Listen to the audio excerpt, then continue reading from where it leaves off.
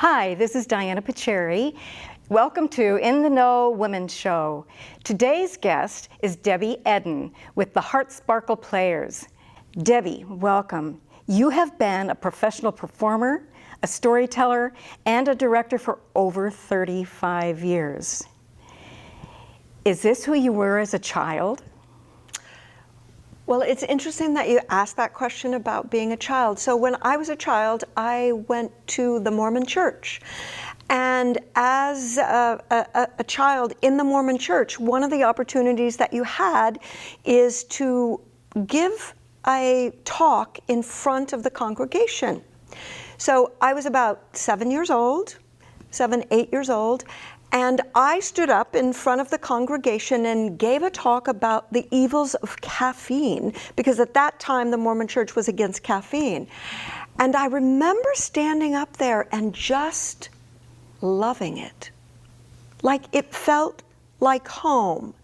I mean, not that I thought, oh, I want to be in a church speaking or a minister or anything like that, but just I liked being in front of people. And when people would say to me, well, what do you want to do? I would say, I would like to be the choir leader for the Mormon Tabernacle Choir. And I wasn't a choir leader, and I love singing, but there was something about performing and directing and leading that was in me as I reflect on those stories now as an adult. You've got 30 years of hope and compassion and 24 years of public performances. What brought those gifts to the greater Olympia area? Well, in 1981, there was a group of us who lived here, and some of us worked in the sexual abuse prevention arena. And others of us had been doing some theater, primarily political theater that had a point, a mission, education, that sort of thing. And so we got together, the folks who were working in the sexual abuse area and those of us who were in the theater area, and we decided that we were going to put together an educational, interactive show for children on sexual abuse prevention. That was 1981. And we named the group the Heart Sparkle Players because at the time my daughter was 5 years old, and her friends were playing theater while we were playing theater, so to speak. And one time I asked her, well, what's the name of your group? And she said, the Heart Sparkle Players. And I said, well, may we use that name? Because what do you name a theater that does sexual abuse prevention work? So we named ourselves the Heart Sparkle Players, and we did that work for many years. And then in 1991, educators started asking me, could you do something about bullying, around bullying? And I was like, well, I don't really want to do a didactic play. I want to do something that's deeper, because I think bullying is a complex, it's a complex thing between humans, especially with kids. And so I started figuring out, well, what do I want to do? And I started looking around, and I was at the Evergreen State College. I had graduated by then. I was in the community, but I was there, and I saw a flyer about a playback theater performance. And I thought, I'm going to go to that. And so I went. I had no idea what it was, never heard the word before, didn't know what it, but something said to me, go. So I went, and I saw this form of theater where stories are taken from the audience, and then the actors and the musician play it back using this improvisational form called playback theater. And so I started doing playback in 1991 in schools, and our focus was doing stories about empathy and compassion and coming at bullying from that direction rather than bullying is bad, here's what you do with a bully, because children are learning how to be. Children are modeling themselves after the adults and that sort of thing. And so my feeling is what I want to do is nurture empathy and compassion in children, not tell them don't be bullies, but nurture the part that makes us not bullies. That's beautiful. I love the name, the Heart Sparkle Players. It's really delightful, and it's on several levels, but specifically because of the way it came about. I was going to ask you how it came about. Who do you work with? Who do you perform for? Well, over the years, since 1991, over the years we have gotten grants. We were with Safe Place doing these empathy and compassion. Well, we were doing the sexual abuse prevention plays with Safe Place, and then when we brought Playback on, we would do work with Safe Place. We also got a grant from Target to do these empathy and compassion plays. We got money from the state of Washington to do them. So we performed a lot for children.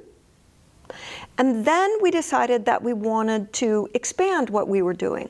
So we would perform at conferences, and we also began to work with people who are on the spectrum of disability in relationship to developmental disabilities, and began doing conferences and working with folks. And then we also started doing our public performances. You mentioned the 24 years. So this is going on our 25th year that we have been doing public performances in our community.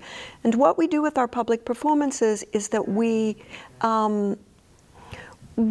collaborate with community groups. So we highlight the good work that organizations are doing in our community to bring hope. And we have never needed hope more than we've needed it the past few years. So I agree. Yeah. I agree. Thank you.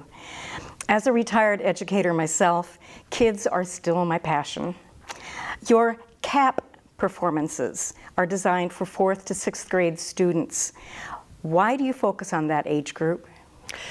So the Compassionate Action Program is this idea of, once again, kind of our roots, how we started doing Playback, is this idea of cultivating compassionate action. So it's not just feeling compassion for another human being, but then taking action and doing something.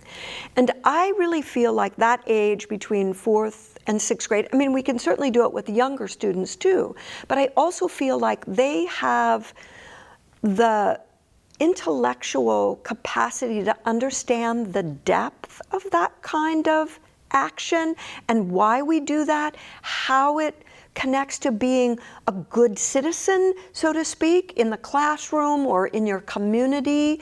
And so I feel like cultivating compassionate action and helping young people to have words to know what it means to empathize with another human being, what it means to have compassion, what it means to take action, and in what ways can we take action.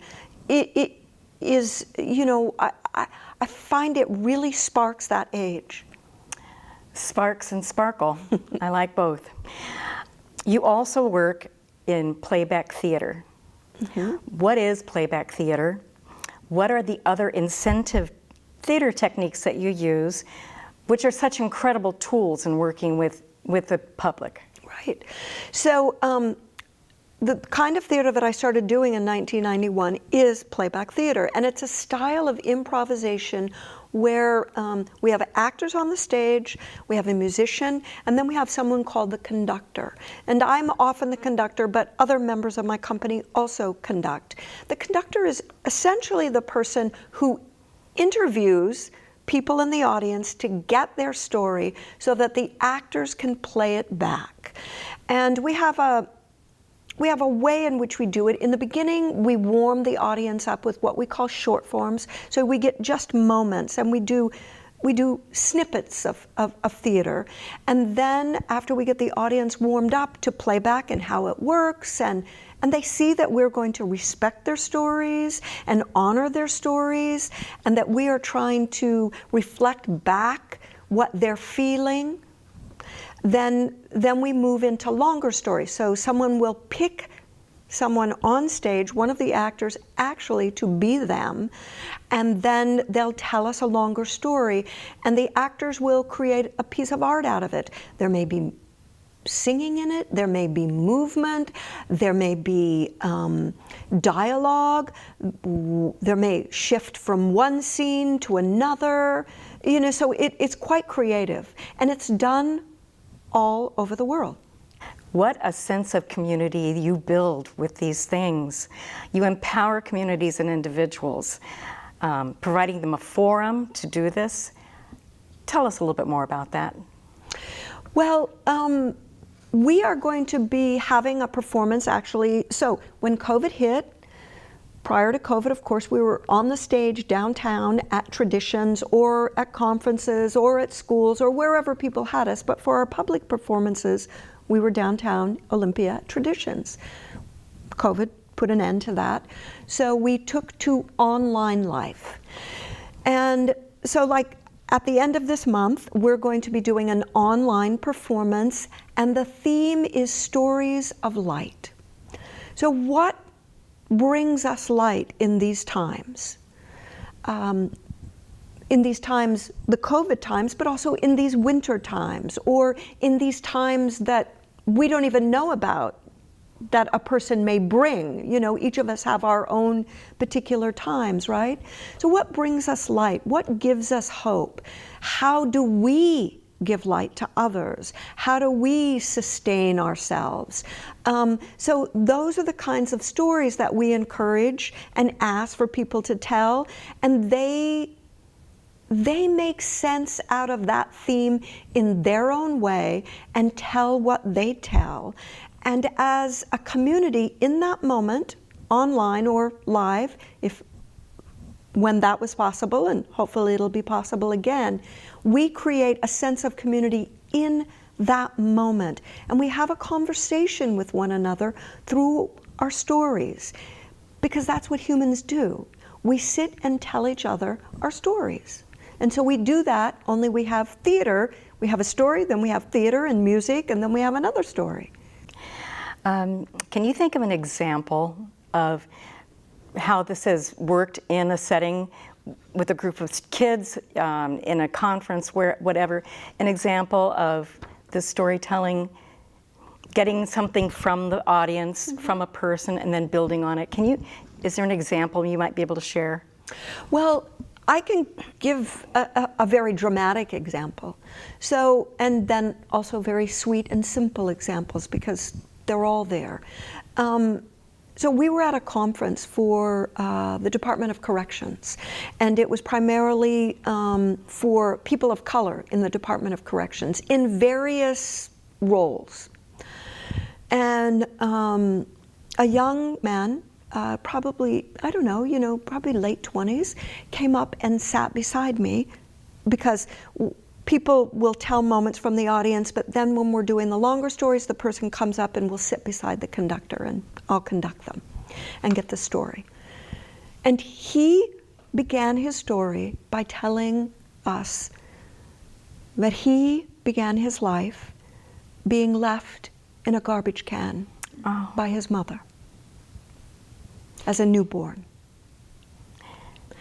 And I sat there next to this young man who had begun his life that way. And it was a very profound experience for me, of course, and it was a very profound experience for the actors, and it was a very profound experience for the audience. And then he told the story of his life, of foster care, of, you know, getting in trouble, and then him turning his life around and now working in the Department of Corrections with the goal of becoming a lawyer. Oh, it's beautiful. It was a beautiful story, an epic story, right? I'd love to hear what the newest chapter is for that particular story. Mm-hmm. It'd be a nice thing to hear. Mm-hmm. That's one place where your Heart Sparkle players have performed. What are other kinds of places? As I said, for conferences, so like, you know, I'm trying to think of an organization that, I know it's a women's organization, Zonta. So one of their conferences, we performed at their conference.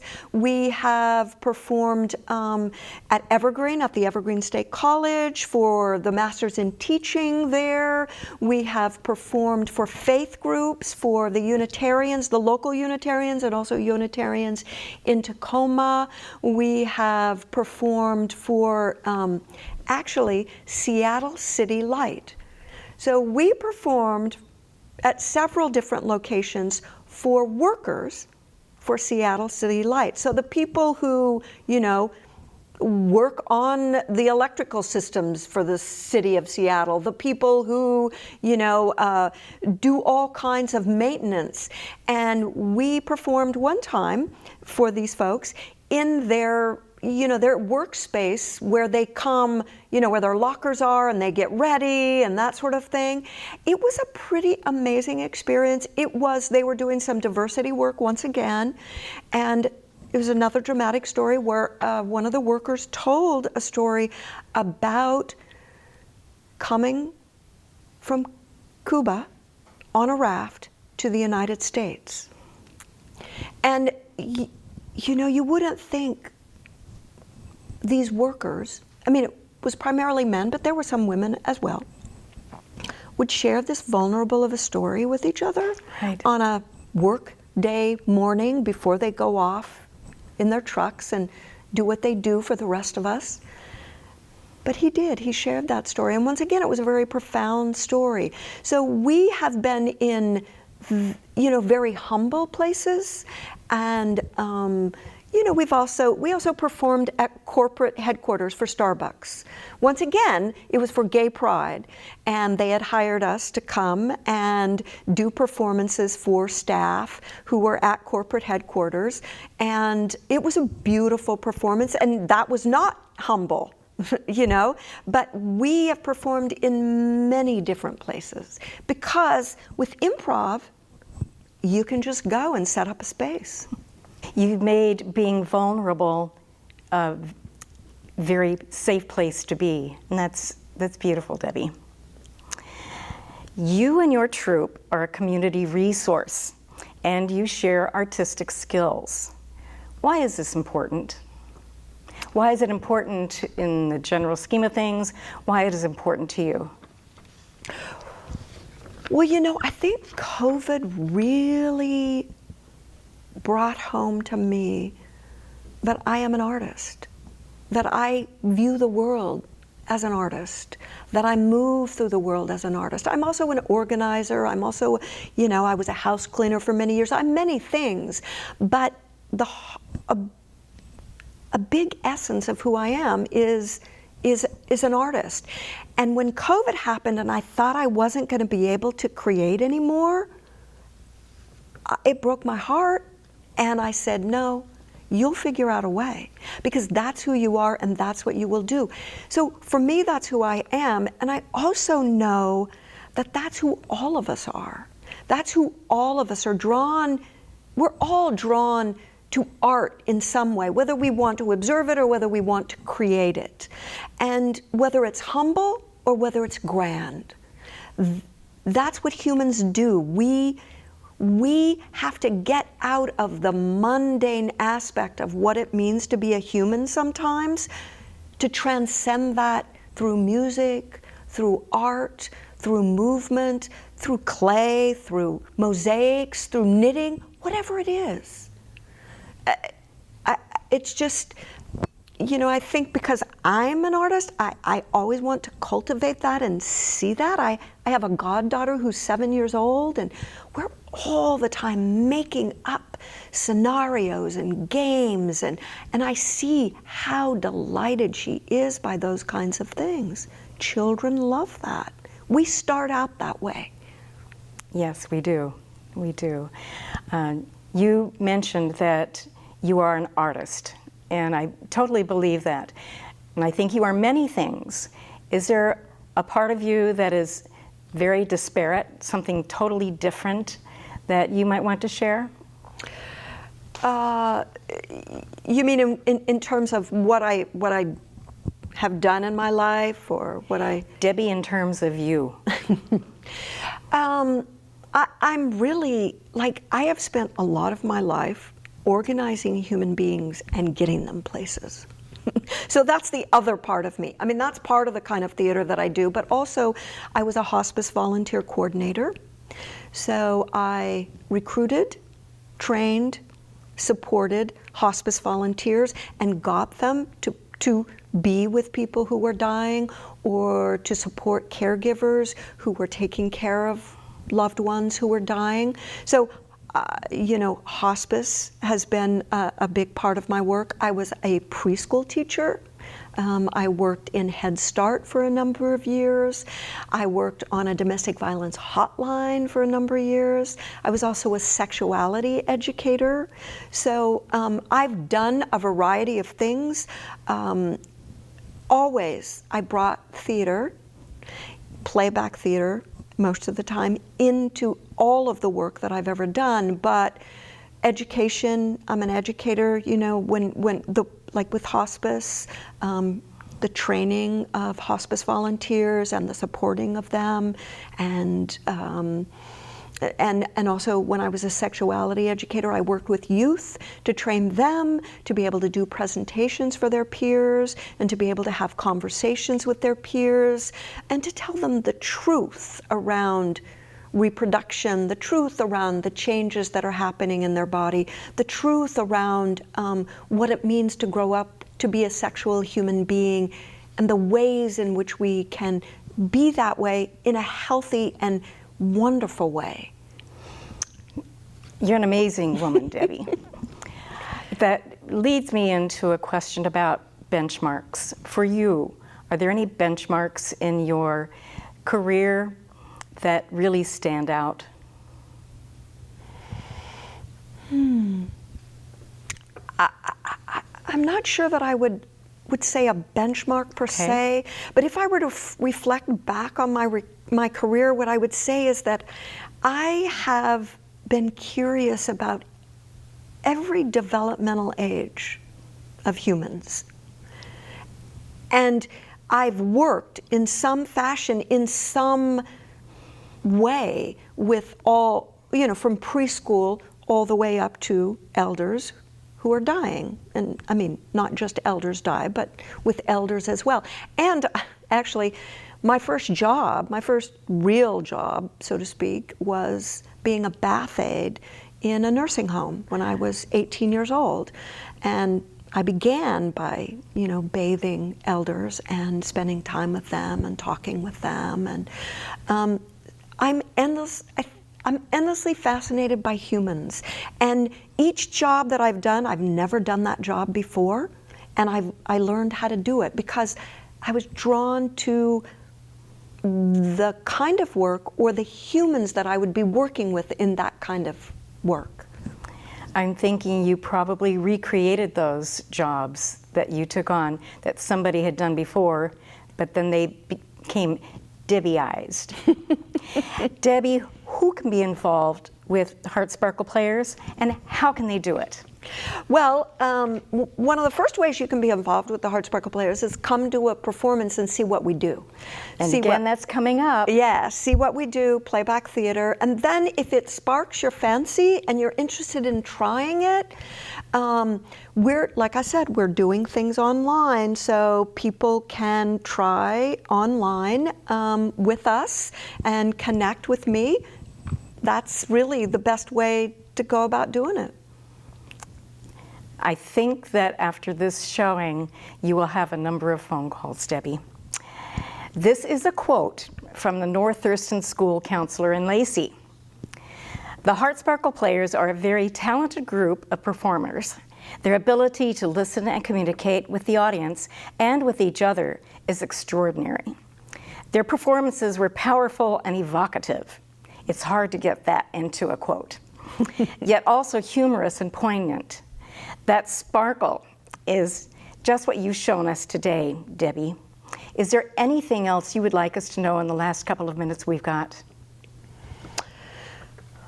I think the thing that I want to say that I think is the biggest thing in my heart is that, you know, there is a lot of suffering in the world. There's a lot of suffering in our community, and I feel that deeply. And I know that art and really listening to each other helps to ease that suffering. It doesn't take it away always, but it certainly helps to ease it. And I have a commitment and a passion for that until I can't do it anymore. Well, we're grateful that you are doing it, Debbie. Very, very grateful. Debbie, thank you very much for being with us today and for giving us this gift. Oh, thank you. I enjoyed this interview. It was wonderful, and I am so happy that this show exists in our community, because I know the people that you interview are important and good folks for us to hear about. So thank you. Well, we lucked out this time, Debbie, that's for sure. Thank you again. This is Diana Pichierri for In the Know Women's Show. We'll see you next time.